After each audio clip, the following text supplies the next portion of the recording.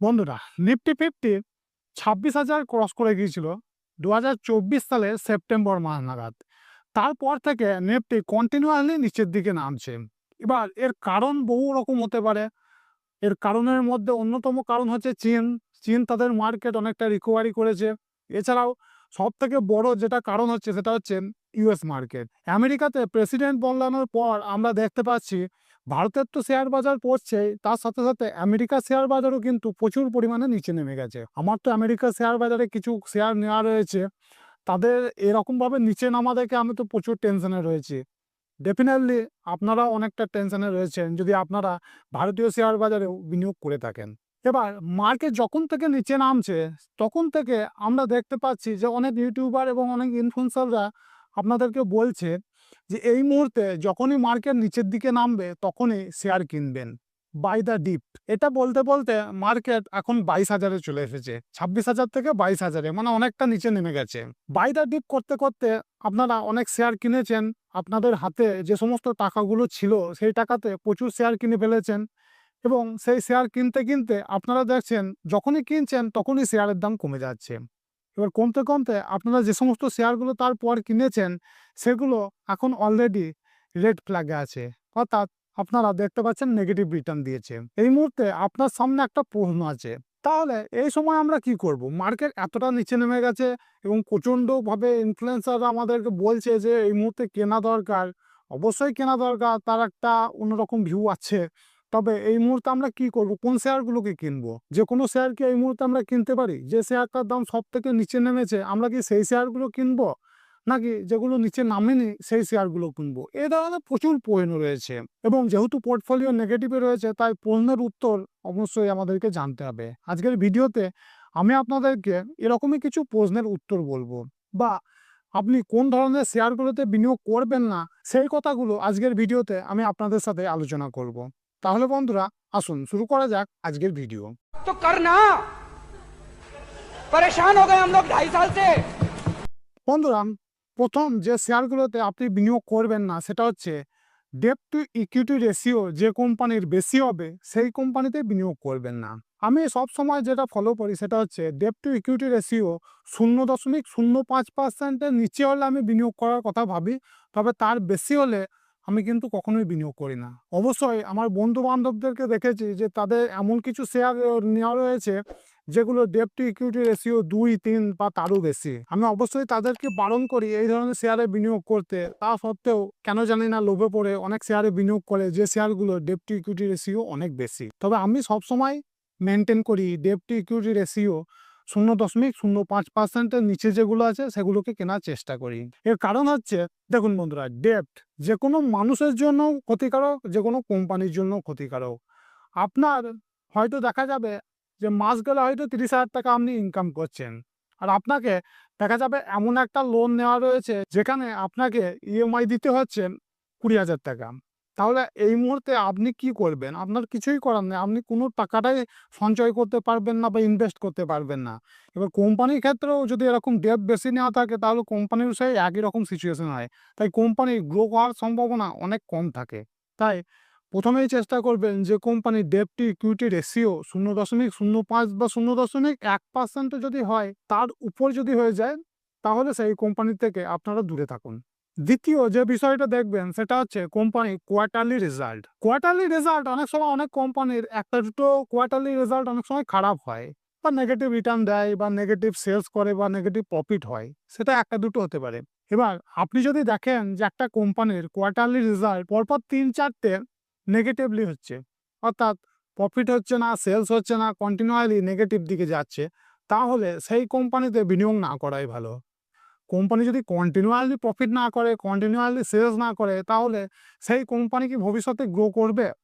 এটা খুবই স্বাভাবিক, একটা জেনুইন একটা প্রশ্ন, এবং এর উত্তর হচ্ছে না, কোম্পানি কখনোই গ্রো করবে না। যদি কোম্পানি কন্টিনিউয়াসলি লস করে তাহলে অবশ্যই সেই কোম্পানির থেকে অবশ্যই দূরে থাকবেন। তৃতীয় যে বিষয়টা দেখবেন সেটা হচ্ছে প্রোমোটার হোল্ডিং। অবশ্যই যে কোনো কোম্পানিতে যখন বিনিয়োগ করবেন তখন অবশ্যই চেক করে নেবেন যে কোম্পানিতে কমসে কম 50% যেন প্রোমোটার হোল্ডিং থাকে। এবার 50% থাকা মানে যে খুব ভালো তা কিন্তু নয়। এরপর আপনাকে দেখতে হবে যে কোয়ার্টার বাই কোয়ার্টার কোম্পানির প্রোমোটাররা তাদের স্টেক বাড়াচ্ছে নাকি কমাচ্ছে। আমরা অনেক সময় দেখতে পাই কন্টিনিউয়াসলি একটার পর একটা কোয়ার্টার প্রমোটার তাদের কিন্তু শেয়ার বিক্রি করে দেয়। এটা যদি হয় তাহলে অবশ্যই সেই কোম্পানি থেকে দূরে থাকবেন। সেই কোম্পানিতে বিনিয়োগ না করাই ভালো। দেখুন বন্ধুরা, একটা কোম্পানির বিষয়ে সবথেকে ভালো কারা জানে? সেই কোম্পানির প্রমোটাররা জানে যে এই কোম্পানি ভবিষ্যতে কী ধরনের ব্যবসা করবে, কীরকম কোম্পানি প্রফিট করবে, এই বিষয়গুলো কিন্তু কোম্পানির প্রমোটাররা জানে এবং তারাই সবথেকে বেশি বড়, বড় সিদ্ধান্তগুলো নেয়। তাই সবকিছু তাদের হাতে থাকে। এবার তারা যখন কোম্পানির শেয়ার বিক্রি করে তার মানে বেশিরভাগ ক্ষেত্রে এটা হয় যে কোম্পানি ভবিষ্যতে গ্রো করার সম্ভাবনা কম বা তাদের ব্যবসাতে ক্ষতি হওয়ার সম্ভাবনা রয়েছে। তাই তারা অনেক সময় শেয়ার বিক্রি করে দেয়। তারা যখন শেয়ার বিক্রি করবে অবশ্যই সেই কোম্পানি থেকে চেষ্টা করবেন দূরত্ব বজায় রাখার। তবে অবশ্যই একটা কথা বলব, প্রমোটাররা যে সবসময়ই তাদের ভবিষ্যতে গ্রো হওয়ার সম্ভাবনা কমে যায় বলে সেল করে তা নয়। অনেক সময় টাকার দরকার হলে তারা শেয়ার বিক্রি করতে পারে। তবে এই বিষয়গুলো একটু নিউজে দেখবেন বা খবরাখবর নিয়ে তারপর এই সিদ্ধান্তগুলো নেবেন। অবশ্যই প্রমোটার হোল্ডিং যখন কোয়ার্টারলি রেজাল্ট দেখবেন, কোয়ার্টারলি যদি প্রমোটাররা তাদের স্টেক বিক্রি করে তাহলে সেই শেয়ারগুলোকে একটু গুরুত্ব দিয়ে দেখবেন। চতুর্থ যে বিষয়টা দেখতে হবে সেটা হচ্ছে কোম্পানির প্লেজ পার্সেন্টেজ। প্লেজ মানে হচ্ছে কি বন্ধক দেওয়া। দেখুন বন্ধুরা, আমরা কখন কোনো জিনিস বন্ধক দিই? যখন আমাদের টাকার প্রয়োজন হয়। আমরা অনেক সময় হোম লোন নিই বা গোল্ড লোন নিই। এগুলো দিয়ে কি হয়? এগুলোতে আমরা বিশেষত কি করি? হয়তো সোনা ব্যাংকে দিলাম, ব্যাংক আমাদেরকে লোন দিল। এবার আমাদের সোনাটা সেখানে জমা থাকলো। এই ধরনেরই কিন্তু কোম্পানি করে। কোম্পানি তাদের শেয়ারগুলোকে কোনো একটা ব্যাংকের কাছে বা কোনো একটা ইনস্টিটিউশনের কাছে তাদের শেয়ার বন্ধক দেয় এবং সেখান থেকে লোন নেয়। এবার এই লোন অনেক সময় ক্ষতিকর হতে পারে। সেটা মানুষের জন্য হতে পারে, একই রকমভাবে কোম্পানির জন্যও হতে পারে। তাই যখনই কোনো কোম্পানি বা শেয়ার আপনি অ্যানালিসিস করবেন তখন দেখবেন এই কোম্পানিতে যেন প্লেজ পার্সেন্টেজ বেশি না হয়। প্লেজ পার্সেন্টেজ সবসময় চেষ্টা করবেন যদি 0 হয় সেই কোম্পানিতেই বিনিয়োগ করার চেষ্টা করবেন। তার বেশি হলে সেই কোম্পানি থেকে আমি তো বলব, যদি আপনি নতুন বিনিয়োগকারী হয়ে থাকেন তাহলে অবশ্যই সেই কোম্পানি থেকে দূরে থাকবেন। বন্ধুরা, এতক্ষণ পর্যন্ত যদি ভিডিওটা ভালো লাগে তাহলে অবশ্যই ভিডিওটাতে একটা লাইক করবেন। আর এই ধরনের শেয়ার বাজার সম্পর্কে ভিডিও যদি আপনার আরও ভালো লাগে বা আরও যদি আপনার কোনো বিষয় জানার থাকে তাহলে অবশ্যই আমাকে কমেন্টে জানাবেন এবং চ্যানেলটাকে সাবস্ক্রাইব করে বেল আইকনটা প্রেস করে দেবেন। তাহলে আমি যখন ভিডিওগুলো পোস্ট করব তখন সবার আগে পৌঁছে যাবে আপনার কাছে।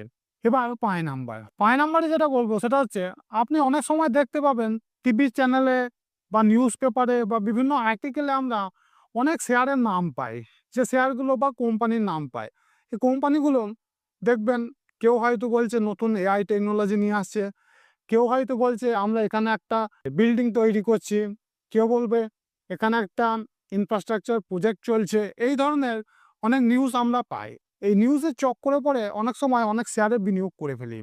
আর বেশিরভাগ ক্ষেত্রে যেটা হয় এই নিউজগুলো আসার আগে বিভিন্ন রকম মানুষ রয়েছে বা ইনভেস্টররা রয়েছে বা বড়, বড় ইনস্টিটিউশন রয়েছে যারা এই শেয়ারগুলো অলরেডি কিনে রেখে দিয়েছে এবং এই খবরগুলো আমাদেরকে পৌঁছায় শুধুমাত্র। যখন আমরা খবরগুলো দেখি তখন আমরা কি করি? সেই শেয়ারগুলোকে কিনি। অলরেডি এই শেয়ারগুলো যারা কিনে রেখে দিয়েছে তাদের তখন শেয়ারের দাম অলরেডি বেড়ে যায় আমাদের কেনার কারণে। তখন তারা বিক্রি করে বেরিয়ে চলে যায় এবং আমরা কি করি? আমরা এই যখন বিক্রি করে ওরা তখন শেয়ারের দাম যখন কমে যায় আমরা তখন শেয়ারগুলোকে নিয়ে বসে থাকি আর চিন্তা করি এবার শেয়ারের দাম বাড়বে, এখানে এআই নিয়ে এসেছে, এখানে বড়, বড় বিল্ডিং হচ্ছে, এ হবে তা হবে কোম্পানির। তারপর দেখি ৩-৪ বছর কোনো খবর নাই কো, না কোনো এআই এলো, না কোনো বিল্ডিং হলো।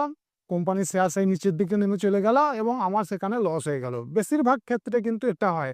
আপনি যদি নতুন হয়ে থাকেন শেয়ার বাজারে তাহলে অবশ্যই এই বিষয়গুলো জানেন না। আর যারা সিনিয়র তারা অবশ্যই এই বিষয়গুলো জানেন। যদি সিনিয়র কোনো কাকা বা দাদা যদি আপনারা থাকেন তাহলে অবশ্যই কমেন্টে এই ধরনের বিষয় যদি আপনার সাথে হয়ে থাকে তাহলে আমাকে জানাবেন। তাহলে নতুন যারা রয়েছে তারা আপনাদের এই কমেন্টগুলো থেকে অনেক অভিজ্ঞতা পাবে।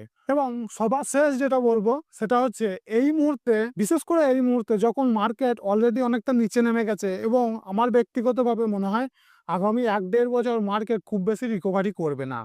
তার অনেক কারণ রয়েছে। এই কারণগুলো নিয়েও অবশ্যই আমি একটা ভিডিও নিয়ে আসবো। তবে যেহেতু ১-১.৫ বছর এই মুহূর্তে রিকভারি হওয়ার চান্স খুব কম, তাই আমার ব্যক্তিগতভাবে মনে হয় এই মুহূর্তে আমাদেরকে একটু সিরিয়াসলি একটু চিন্তাভাবনা করে বিনিয়োগ করতে হবে এবং এই মুহূর্তে আমাদেরকে অনেক কোয়ালিটির কোম্পানি বাছাই করতে হবে।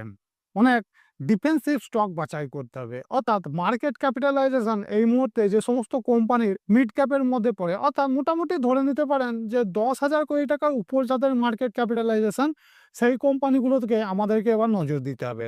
তার কম যে সমস্ত কোম্পানির মার্কেট ক্যাপিটালাইজেশন, সেই সমস্ত কোম্পানিতে এবার নজর দিলে হবে না। এই সময় কিন্তু যে সমস্ত ছোট ছোট কোম্পানিগুলো রয়েছে, সেই ছোট ছোট কোম্পানিগুলো এই মুহূর্তে সব থেকে খারাপ রেজাল্ট করে এবং সব থেকে শেয়ারের দাম নিচে নামে এই সমস্ত কোম্পানিগুলোর। আপনি দেখবেন এই লাস্ট যে ১-১.৫ বছর সময় গেছে, এই সময়ে আপনি দেখতে পাবেন যে খুব কম মাইনাস হয়েছে লার্জ ক্যাপ বা মিড ক্যাপ কোম্পানিগুলো। তার থেকে বেশি স্মল ক্যাপ কোম্পানিগুলো কিন্তু প্রচুর পরিমাণে নেগেটিভ রিটার্ন দিয়েছে।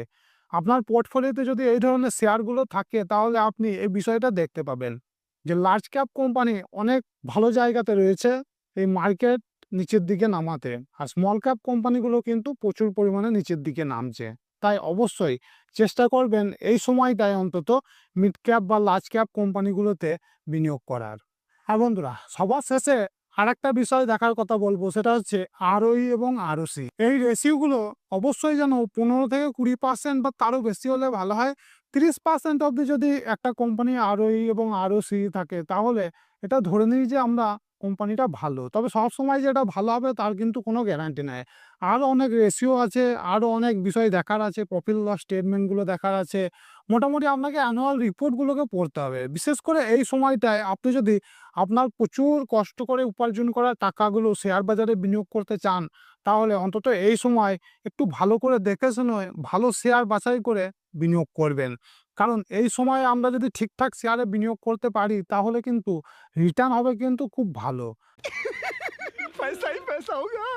তাই এই সময়টায় অন্তত একটু ভালো করে রিসার্চ করবেন কোম্পানিগুলোকে। আর অবশ্যই কোম্পানির ট্র্যাক রেকর্ড লাস্ট ৫ থেকে ১০ বছরের দেখবেন, অর্থাৎ লং টার্মের আপনার ট্র্যাক রেকর্ডগুলো দেখবেন কোম্পানির। তাহলে আপনার ভালো কোম্পানি বাছাই করতে সুবিধা হবে। লাস্ট ১-১.৫ বছরে, অর্থাৎ লাস্ট ৩-৪টে কোয়ার্টারের আপনি কোয়ার্টারলি রেজাল্ট থেকে কিন্তু খুব ভালো লং টার্মের জন্য শেয়ার খুঁজে পাবেন না।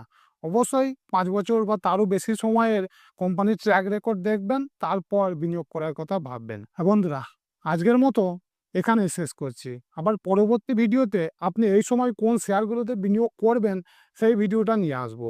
অবশ্যই তার জন্য একটু ওয়েট করতে হবে আপনাকে। আজকের মতো এখানেই শেষ করলাম তাহলে। নমস্কার।